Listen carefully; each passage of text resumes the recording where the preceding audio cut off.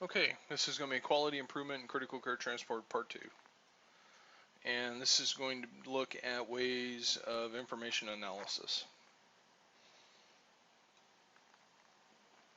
Quality, cost, delivery, safety, morale, model of system.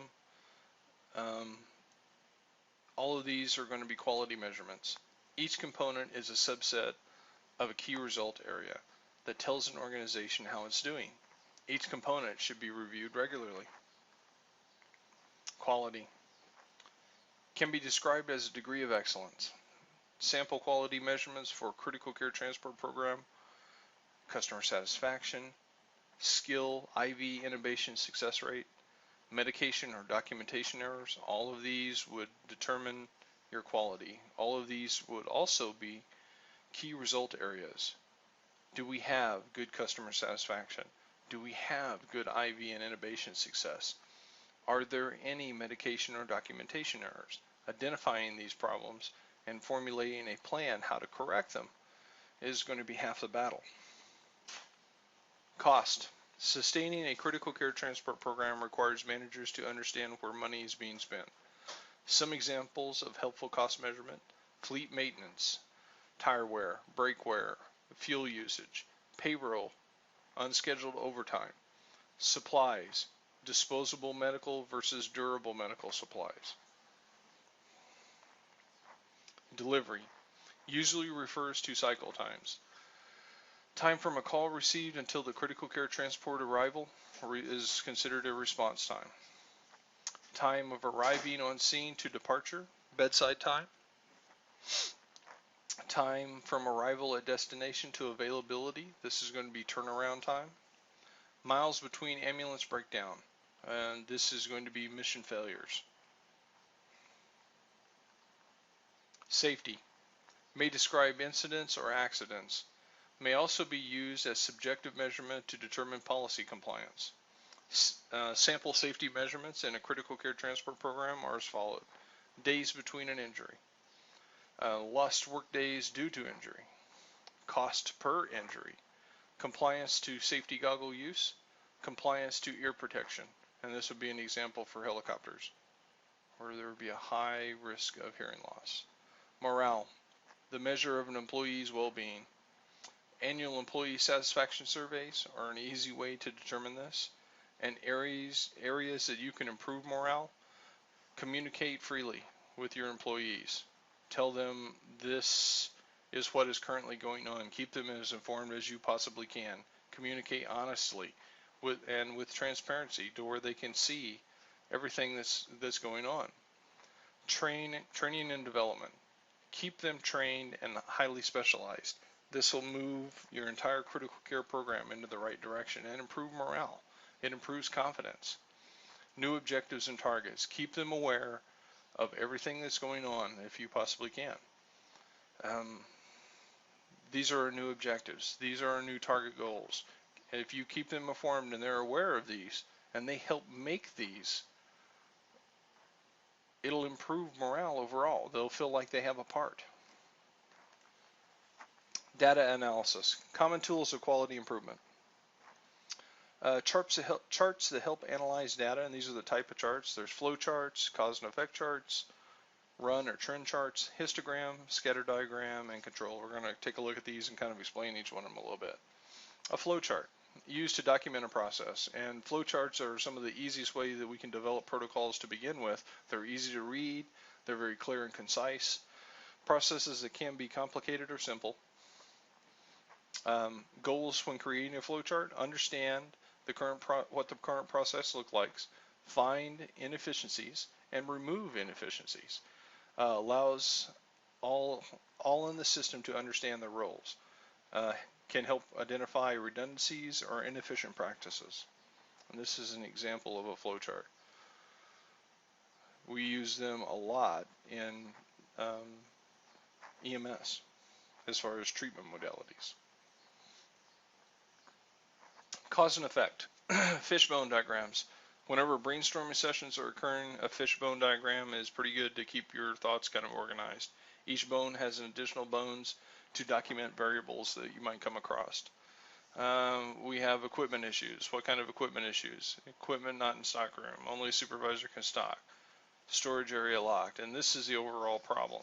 So we identify this. After we identify this, we figure out what elements are involved in this and then start problem solving. As far as people, employees are tardy.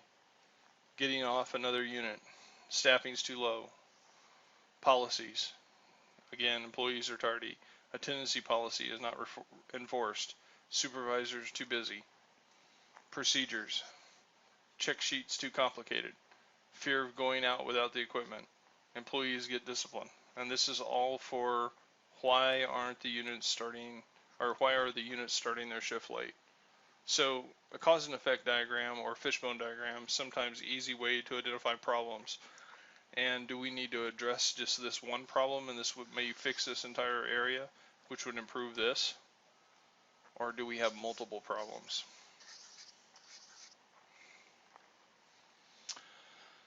Run chart. Charts data points over a given period to identify their trends. And this is going to be time of day, 24 hours, and this is going to be our call volume. So if this was trended out, and this could be done over a month to get the initial flow chart or the trend chart, but I would say call volume at 1 o'clock in the morning was the lowest. So from this, you could derive patterns and identify where you needed more support. Histogram shows how frequently a particular event occurs. In minutes, high occurrence, number of calls. So very simply, just looking at two things. We're looking at the number of calls and then how many minutes they took. Or how many minutes to respond. This is a response chart. So most of them occurred in 4 minutes. However, some of them occurred. It took us a very long time, evidently, to get to those. Very simply, it would identify where you were at and what areas needed to be improved.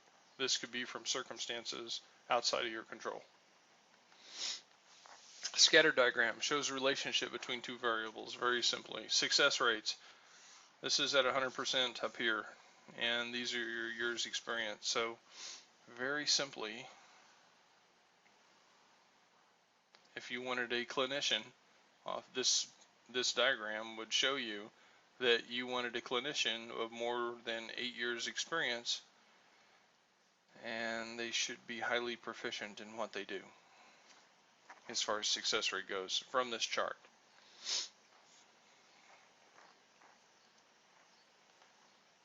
Control chart. UC is upper control limits, or UCL upper control limits. LCL lower control limits. So over a period of time, if we wanted to stay above or below the mean, depending on our point of view here, the mean on this is 89%. So in this portion, we were over the mean, under it, over it. So if we did this over a year, we could see a trend. If our trends were consistent with what we were thinking or our objective, we would have clear evidence that this needed to change. Quality improvement standards and operating procedure standards. Quality improvement CQI description describes intent of CQI program, rationalizes evaluation and continued improvement of the critical care transport program, describes activities like how evaluations will occur, how initiatives will be handled, responsible to acceptable laws and ordinances, template for fixing problems, template description, target selection, current situation, root cause, what actually got us here, countermeasures, results, recommendations. Quality improvement forums should also be as far as your operational standards, so that you have the ability to identify a problem very early, not only from the employee level. If the employee can identify it very simply, then it may be a problem, especially if a lot of them are providing quality improvement forums on it.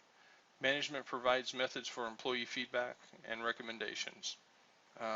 Then CME and then training requirements also should come into this, so that we have highly trained individuals continuing their education and headed towards the same goal.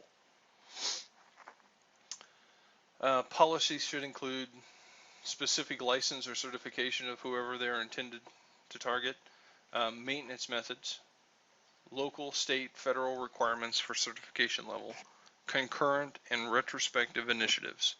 So if we have, this is how we're going to achieve this year, anything behind that should also be initiated into that policy or procedure. Development of a program to evaluate the measure clinical care and operational process. Examples of retrospective analysis: run report documentation, treatment evaluations, hospital pickup times, or prospective initiatives.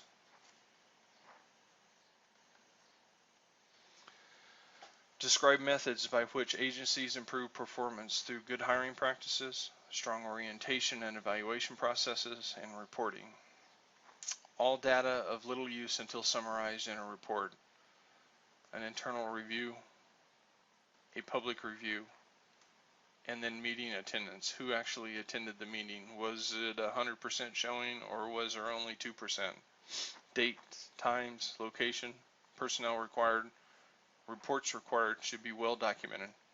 Attendance requirements should be very clear, that we need, if you need everybody in, then it should be a mandatory attendance. Leadership and quality improvement. Leadership, not necessarily supervision.